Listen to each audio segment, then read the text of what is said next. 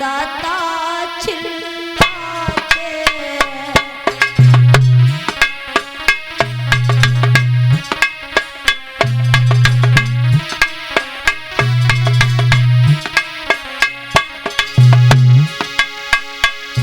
दिन भरी बिचारे द्वारी द्वारी दाता दाता चिल्लाते।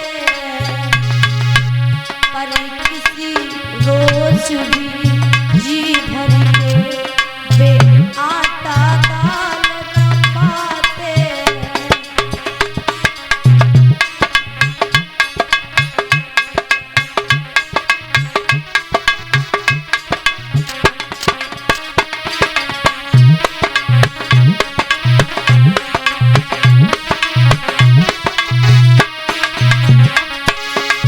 मैया याद रखना, सुदामा के ऊपर इतनी गरीबी है, द्वार द्वार भिक्षा मांगते हैं, द्वार द्वार भटकते हैं, लेकिन पेट भर भोजन नहीं मिलता है। कहते ना गरीबी का हाल बहुत बुरा होता है। जिसके ऊपर गरीबी आती है ना, केवल वही समझ सकता है कि गरीबी का हाल क्या है। जिसके ऊपर गरीबी महाराज आई है, जो गरीबी से गुजर चुके हैं, वही केवल सुदामा जी के दुख को समझ सकते हैं। अन्यथा अमीरों के तलवे चाटने वाले कभी ये नहीं जान पाएंगे कि गरीबी क्या होती है। दिन भरी बिचारे द्वारे द्वारे दाता दाता चिल्लाते। पर किसी रोज भी जी भर के वे आटा दाल न पाते।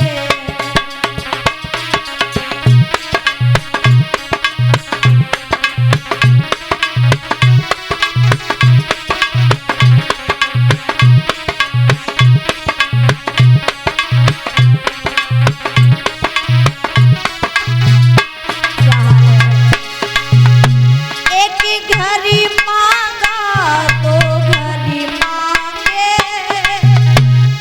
लोटा भर आटा मिला नहीं। जब नमक मिला तो मठा नहीं, जब मठा मिला तो नमक नहीं।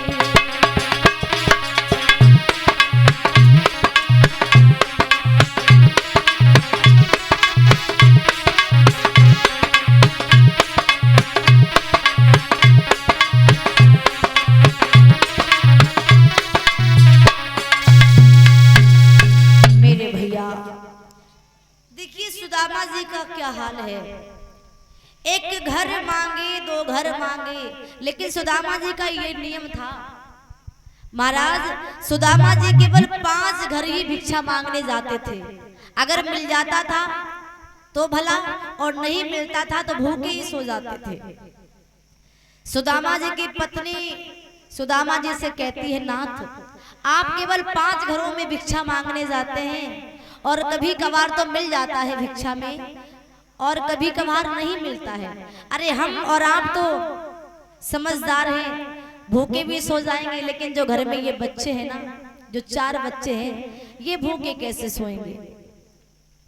तो जवाब दिया है, सुनो नाथ, जो आपका नियम है ना 5 घर भिक्षा मांगने का, आप ऐसा करो, हमारी और आपकी इन बच्चों की भलाई इसी में है कि आप और ज्यादा घरों में भिक्षा मांग लिया करो। तो सुदामा जी बोले, हे रानी अगर ऐसी बात है तो तुम्हारे कहने पर मैं अपने नियम को भी भंग करता हूँ। आज से मैं 5 घर नहीं बल्कि पूरे नगर में जाकर के भिक्षा मांगा करूंगा। लेकिन मेरे भैया कभी कभी ऐसा होता ना, मांगने पर भीख नहीं मिलती, बिना मांगे मोती मिल जाते हैं। सुदामा का बहुत बुरा हाल है महाराज, पेट भर भोजन नहीं मिलता है। सुशीला मैया आंगन में बैठी विचार करती है, नाथ लगता है मैंने ही कोई पूर्व जन्म में पाप किया होगा। जब से मैंने इस आंगन में कदम रखा है तब से मैंने गरीबी गरीबी बल्कि महागरीबी हमारे ऊपर आ गई है। पेट पर भोजन नहीं मिलता है। मैया सुशीला का हाल यह है, तन पर महाराज वस्त्र नहीं है, एक फटी साड़ी है जिसमें महाराज अपना गुजारा कर रही है मैया।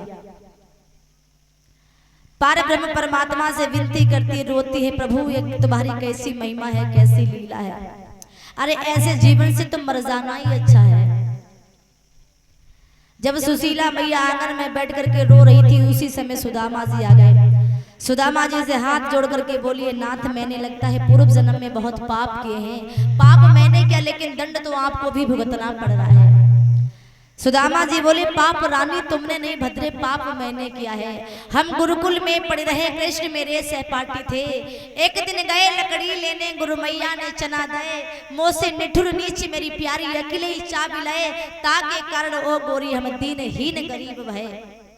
हमें तो ऐसा लगता है कि जो गुरु मैया ने चना दे, वो चना मैंने अकेले ही चाबी ले, जिसके कारण मुझे बहुत बड़ा दोष लग गया और हमारे ऊपर गरीबी नहीं बल्कि महागरीबी आ गई।